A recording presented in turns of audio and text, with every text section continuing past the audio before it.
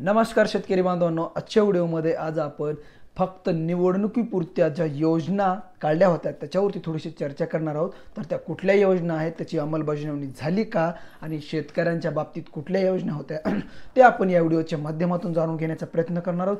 तर शेतकरी बांधवांनो, चॅनलवर नवीन असेल तर व्हिडिओला लाईक करा, चॅनलला सबस्क्राईब करा। आणि हो, तुम्हाला सध्या आश्वासनं माहिती आहेत का, या सरकारनं कुठले कुठले आश्वासनं दिली होती आणि पुन्हा त्यांनी त्या आश्वासनासाठी पाठ फिरवली, ते आपण या व्हिडिओच्या माध्यमातून जाणून घेण्याचा प्रयत्न करणार आहोत। तर शेतकरी बांधवांनो, तुम्हाला एखादी ती योजना माहित असेल तर ती कमेंट करायला अजिबात विसरू नका। आणि जे त्यांची आश्वासनं होती ती आश्वासनं थोडक्यात आपण सांगण्याचा प्रयत्न करणार आहोत।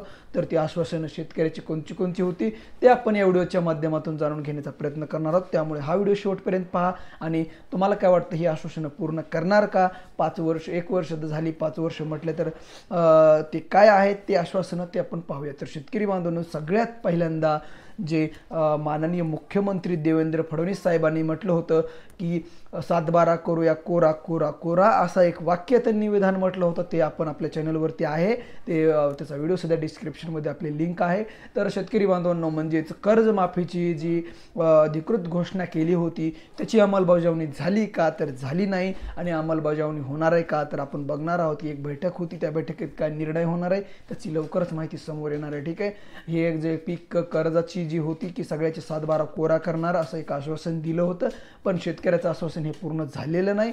त्याचबरोबर एक दुसरं होतं, ती म्हणजे जे सोलार आहे, ते सोलारचा जे कोटा आहे ते मुबलक उपलब्ध साठा आपल्याकडे आहे आणि आपल्याकडे कुठल्याही साठ्याची कमी नाही, असं आश्वासन सुद्धा शेतकरी बांधवांना दिलं होतं। आणि ते आश्वासन सुद्धा अपूर्ण राहिलं, कारण की सध्या 2-2 महिने 4-4 महिने कुठलाही कोटा उपलब्ध नाही। आणि 90 दिवसाच्या आत तुमच्या म्हणजे 40 दिवसाच्या आत तुमच्या शेतावरती जे आहे ते सोलार इन्स्टॉलेशन होईल असं पण म्हटले होते, पण असं बी काही झालं नाही। आणि त्याचबरोबर दुसरे काही योजना होत्या की त्या योजनासुद्धा अपूर्ण राहिल्या। त्याचबरोबर जी नवनवीन योजना यांनी GR काढले, लाडकी बहीण योजना असेल, लाडक्या बहिणी त्यांनी सांगितलं की आम्ही निवडून आल्यानंतर 1,500 देऊ आणि म्हणजे निवडणुकीच्या अगोदर 1,500 देऊ आणि निवडून आल्यानंतर आम्ही ते वाढवून 2100 रुपये करू, ते सुद्धा 2100 रुपये पूर्ण म्हणजे दिलेले नाहीत।